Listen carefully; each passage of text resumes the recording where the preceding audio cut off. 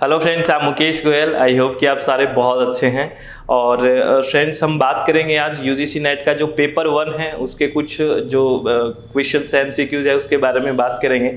इससे पहले आपको एक इन्फॉर्मेशन दे देता हूं फ्रेंड्स कि यूजीसी नेट का जो पेपर 1 है, जो कंपलसरी पेपर है, उसके रजिस्ट्रेशन ओपन है। अगर आप विलिंग हैं तो उसमें रजिस्ट्रेशन करवा सकते हैं। और पेपर 2 जिसका इन्वायरमेंटल साइंस है, कोड नंबर 89, उसके भी रजिस्ट्रेशन ओपन है। अगर आप विलिंग हैं तो रजिस्ट्रेशन उसमें भी करवा सकते हैं। तो आइए कुछ क्वेश्चंस की बात करते हैं। बिल्कुल आराम से चित्त को रिलैक्स करके सारे क्वेश्चंस को सुनना है। क्वेश्चन है, which among the following recommended the establishment of state council for higher education in each state. इसमें ये लिखा हुआ है कि जो स्टेट काउंसिल है, ठीक है ना, हर स्टेट में होनी चाहिए हायर एजुकेशन के लिए, ऐसा किसने रिकमेंड किया। ठीक है ना, आपको ये पूछा है इस क्वेश्चन में कि जो स्टेट काउंसिल है हायर एजुकेशन के लिए, है ना, स्टेट काउंसिल ऑफ जो है फॉर हायर एजुकेशन हर एक स्टेट में, तो ऐसा रिकमेंड किसने करा कि ऐसा होना चाहिए, हर स्टेट के अंदर स्टेट काउंसिल होनी चाहिए हायर एजुकेशन के लिए। ऐसा रिकमेंड करने वाला कौन था। इसमें कुछ ऑप्शन दिए हुए हैं, इसमें आपको बताना है।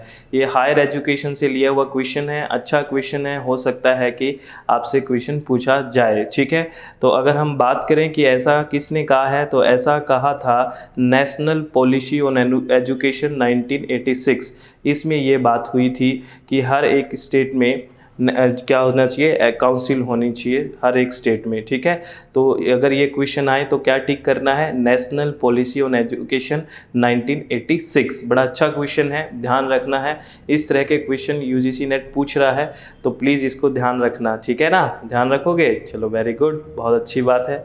नेक्स्ट क्वेश्चन की बात करते हैं। नेक्स्ट क्वेश्चन है, which of the following statements is or are correct in the in context of digital India initiative of higher government of India. तो इसमें ये पूछा गया है, जो ये भी हायर एजुकेशन में जो आईसीटी का यूज कर रहा है गवर्नमेंट, इस तरह से लिंक किया है। हायर एजुकेशन में एक टॉपिक है use of ICT in higher education या use of ICT in education.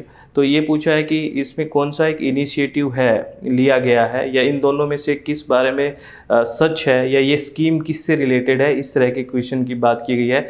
Mainly तो ये स्कीम से रिलेटेड है, यहाँ से यूजीसी नेट क्वेश्चन पूछ रहा है। तो पहली स्कीम क्या है, एनडीएल है, नेशनल डिजिटल लाइब्रेरी। तो इसमें क्या है ये पूछा है, ये स्टेटमेंट दिया हुआ है, ये ठीक है क्या, ये पूछा है। तो पढ़ते हैं क्या स्टेटमेंट दिया हुआ है। कह रहे हैं कि नेशनल डिजिटल लाइब्रेरी यानी कि NDL is a 24/7 online store house of all academic awards duly digitized and lodged by academic institution. ऐसा तो नहीं है, नेशनल डिजिटल लाइब्रेरी में ऐसा नहीं है। नेशनल डिजिटल लाइब्रेरी में तो क्या किया गया है, जो हमारी बुक्स हैं उनको डिजिटाइज किया गया है, ना कि एकेडमिक अवार्ड्स को। तो ये गलत है। ठीक है ना, बात समझ गए। ये तो एनएडी में है, नेशनल एकेडमिक डिपॉजिटरी में ऐसा था। तो ये देखो उल्टा लिखा हुआ है ना, national academic depository is a all digital library. नहीं, डिजिटल लाइब्रेरी ऊपर वाला था और ऊपर वाला नीचे वाला था, ऐसे था। That store information about different types of digital content relevant to the citizens. ये एनएडी में नहीं है, ये तो किस में था, लाइब्रेरी वाले में था। ठीक है ना, जो ऊपर वाले में ये स्टेटमेंट आना चाहिए था और नीचे वाले में ये स्टेटमेंट आनी चाहिए था। ठीक है ना, क्योंकि एकेडमिक जितने भी अवार्ड्स हैं वो एकेडमिक डिपॉजिटरी, इस स्कीम के तहत जितने भी आपके एकेडमिक अवार्ड मिले हैं, डॉक्यूमेंट, सर्टिफिकेशन, उसको डिजिटाइज करना है एनएडी स्कीम का काम। ठीक है, और डिजिटल लाइब्रेरी का काम क्या है, लाइब्रेरी डिजिटाइज करना, ये इसका काम था। ठीक है, यानी कि ये उल्टा लिखा हुआ है ए में और बी में। तो ये स्कीम दोनों ही एक तरह से स्टेटमेंट गलत है, ना तो ए ठीक है ना ही इसमें बी ठीक है। क्योंकि आपको पता लग गया ना क्यों ठीक नहीं है। इस तरह से क्वेश्चन बन सकते हैं और वहाँ कन्फ्यूजन हो जाता है, आप दोनों ठीक ना करा ना, ये दोनों गलत है। क्यों गलत है, क्योंकि नेशनल डिजिटल लाइब्रेरी के अंदर एकेडमिक अवार्ड को डिजिटाइज नहीं किया जाता है। इसमें क्या है, लाइब्रेरी है, ये डिजिटल लाइब्रेरी है, यहाँ इसमें बुक्स को डिजिटाइज किया जाता है। ये आना था इसमें, लेकिन इसमें एकेडमिक अवार्ड का कर दिया। एकेडमिक अवार्ड आना था नीचे वाली में, नेशनल एकेडमिक डिपॉजिटरी में आना था, लेकिन इसमें उल्टा कर दिया, इसमें लाइब्रेरी लिख दिया। तो ना तो ए ठीक है ना बी ठीक है, तो नाइदर ए और नॉर बी, ये आंसर आ जाएगा। बड़ा अच्छा क्वेश्चन हो जाता है ये, क्योंकि आप है ना नाइदर ए और नॉर बी की तरफ तो जाने की कोशिश ही नहीं करते हैं। आपको लगेगा कुछ तो सही होगा, शायद मैं ही गलत हूँ, है ना। ये रिवीजन ना करने की वजह से होता है। मेरी बात समझ रहे हो ना। तो ये दोनों ही गलत है। चित्त को रिलैक्स रखना है, अपने आप में शांति रखनी है, फिर बातों को सुनना है, ठीक है ना। कोई भी किसी भी तरह का कन्फ्यूजन नहीं होना चाहिए। Identify the sustainable development goals, ये हर बार यूजीसी नेट क्वेश्चन पूछ रही है। सस्टेनेबल डेवलपमेंट गोल से कुछ लिस्ट दी हुई है, कुछ नाम दिए हुए हैं। आपको पता है टोटल सस्टेनेबल डेवलपमेंट गोल 17 है ना। तो इसमें से ये पूछा गया है कि कौन कौन से सस्टेनेबल डेवलपमेंट गोल में शामिल किया गया है। ये आपको 17 का सीक्वेंस याद होना चाहिए, ध्यान रखना, ठीक है ना। तो इस तरह से आपसे पूछा है कि कौन कौन से सस्टेनेबल डेवलपमेंट गोल है, बताना है। जीरो हंगर है कि नहीं है, zero hunger sustainable development goal में रखा गया है। क्वालिटी एजुकेशन भी रखा गया है, ठीक है। यूनिवर्सल प्राइमरी एजुकेशन ये सस्टेनेबल डेवलपमेंट गोल में नहीं है, प्राइमरी एजुकेशन वाला मिलेनियम डेवलपमेंट गोल में रखा गया है, तो सस्टेनेबल में इसका आंसर नहीं आएगा। क्लीन वाटर एंड सैनिटेशन ये रखा गया है सस्टेनेबल डेवलपमेंट गोल में। ग्रीन एग्रीकल्चर भी नहीं रखा गया है सस्टेनेबल डेवलपमेंट गोल में। और क्या है, क्लाइमेट एक्शन रखा गया है सस्टेनेबल डेवलपमेंट गोल में, ठीक है। तो राइट आंसर कौन कौन सा चला जाएगा, 1 वाला, 2 वाला, 4 वाला और 6 वाला। 1 2 4 6, तो हम देख लेते हैं 1 2 4 6 कौन सा है। 1 2 4 6 ये इसका राइट आंसर हो गया। समझ में आ गया। ये क्वेश्चन बहुत ज़्यादा पूछा जा रहा है फ्रेंड्स, मिलेनियम डेवलपमेंट गोल से और सस्टेनेबल डेवलपमेंट गोल से।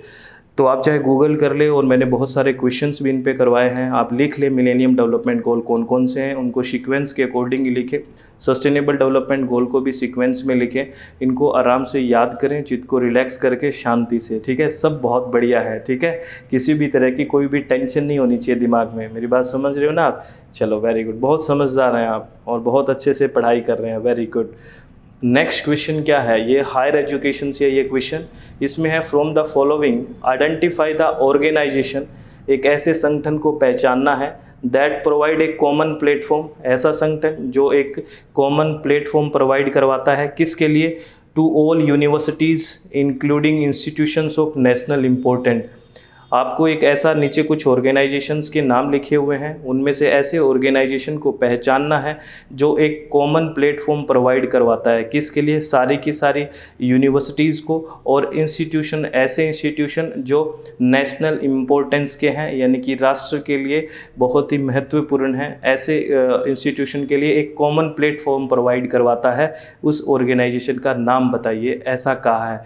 मेरा क्वेश्चन समझे फ्रेंड्स, क्या है कि जितनी भी यूनिवर्सिटीज़ हैं और नेशनल इम्पोर्टेंस के जो भी इंस्टीट्यूट्स हैं, उनके लिए कॉमन प्लेटफॉर्म प्रोवाइड करवाता है, उस ऑर्गेनाइजेशन को पहचानना है, आपको बताना है।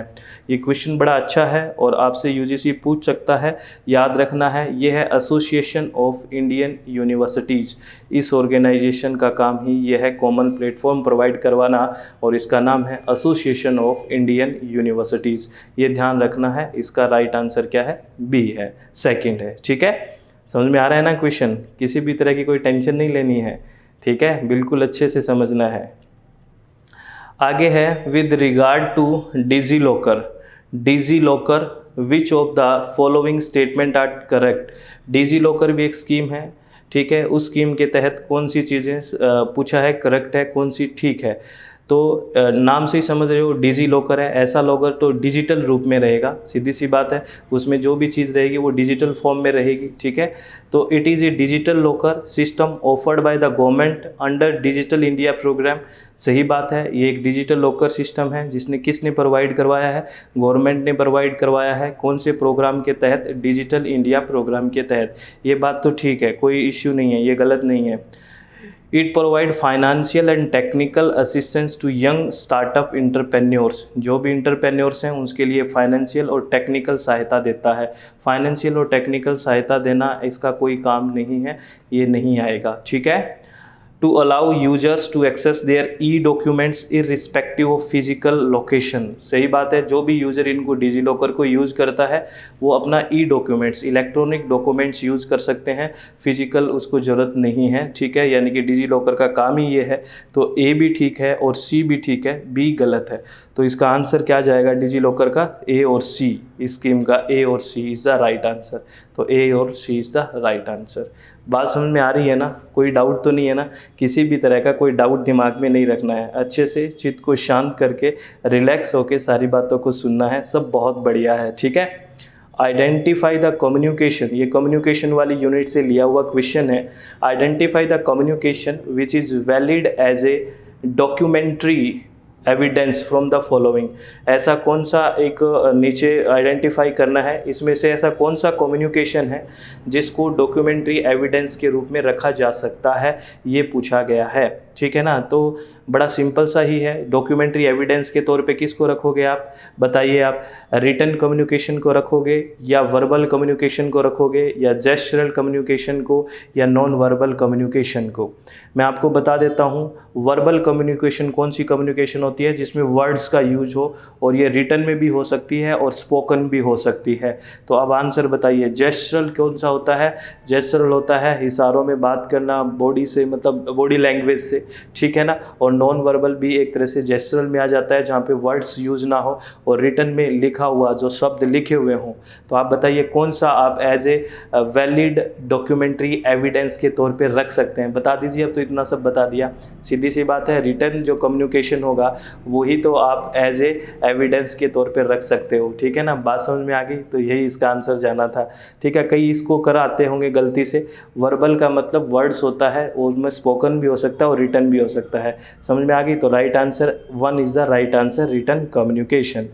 नेक्स्ट क्वेश्चन की बात करते हैं फ्रेंड्स। नेक्स्ट क्वेश्चन भी कम्युनिकेशन का ही है, इसमें मैच करना है आपको, और ये क्वेश्चन कई बार पूछ लिया है फ्रेंड्स, और अच्छे से इसको करके जाना है। ये कम्युनिकेशन के इधर चैनल दिए हुए हैं, इधर कम्युनिकेशन के चैनल दिए हुए हैं और इसके टाइप्स दिए हुए हैं, ठीक है ना। मीडिया के कौन कौन से मीडिया में इसको इंक्लूड करोगे, तो ये मैच करने के लिए आ सकता है। तो जो भी कम्युनिकेशन का चैनल जो ब्लॉगिंग है, ब्लॉगिंग एक तरह से क्या है, ब्लॉग करना क्या होता है, एक सोशल मीडिया में होता है। ब्लॉगिंग क्या है? सोशल मीडिया में आपने वहाँ कोई क्वेरीज लिख दी, ब्लॉग करना, ठीक है। टेलीविज़न किस में आएगा? टेलीविज़न आएगा इलेक्ट्रॉनिक मीडिया में। किस में आएगा? याद रखना है, ये बहुत इंपॉर्टेंट क्वेश्चन है। टेलीविज़न किस में आएगा? इलेक्ट्रॉनिक मीडिया में। पीरियोडिकल्स होती हैं जो समय समय पे आपको 15 दिन में, 20 दिन में जो बुक आती है ना, मैगजीन्स वगैरह, कई पीरियोडिकल्स में आती हैं, महीने में आती है, 15 दिन में आती है, 20 दिन में आती है, कोई भी जो पीरियोडिकली आती है उनको कहते हैं पीरियोडिकल्स। और ये होती है प्रिंट मीडिया। क्या होती है? प्रिंट मीडिया, ठीक है ना। और ये होती है प्रिंट मीडिया। और कलेक्शन साइट्स क्या है? www, वर्ल्ड वाइड वेब, ये कलेक्शन साइट है, ठीक है। तो ये आ गया इसका। हमें देखना है ए का 3, ए का ब्लॉगिंग का सोशल मीडिया। तो देख लेते हैं ए का 3 किस में है, ठीक है। ए का 3, ए का 3, ए का 3 एक में ही है, तो ये राइट आंसर चला जाएगा। बस ये लो, हो गया ये क्वेश्चन। बड़ा अच्छा क्वेश्चन है और कई बार रिपीट हुआ है, और इसको अच्छे से हमें करना है, ठीक है। और अपने आप को रिलैक्स रखे, चित्त को शांत करके सारे क्वेश्चंस को अच्छे से देखना है और हर क्वेश्चन का कंसेप्ट समझने की कोशिश करने हैं। नंबर ऑफ क्वेश्चंस में ज़्यादा ध्यान नहीं देते हैं फ्रेंड्स, हमें क्वेश्चन का कंसेप्ट क्लियर होना आना चाहिए कि अच्छा इस तरह से क्वेश्चन आते हैं, इसके तरह से इसको अटैम्प्ट ऐसे करते हैं, इसको ऐसे आंसर करना है, ऐसे सोचना है, ठीक है ना। आपका थिंकिंग प्रोसेस आई थिंक अच्छा होना चाहिए, डेवलप्ड होना चाहिए। बात समझ रहे हो ना। तो आपको एक इन्फॉर्मेशन फिर मैं दे देता हूँ कि यूजीसी नेट का जो पेपर 1 है, जो कंपलसरी पेपर है, उसके रजिस्ट्रेशन ओपन है नेक्स्ट एग्ज़ाम के लिए, ठीक है। और पेपर 2 जिसका इन्वायरमेंटल साइंस हो, कोड नंबर 89, उसकी रजिस्ट्रेशन भी ओपन है। अगर आप विलिंग हैं तो रजिस्ट्रेशन करवा सकते हैं।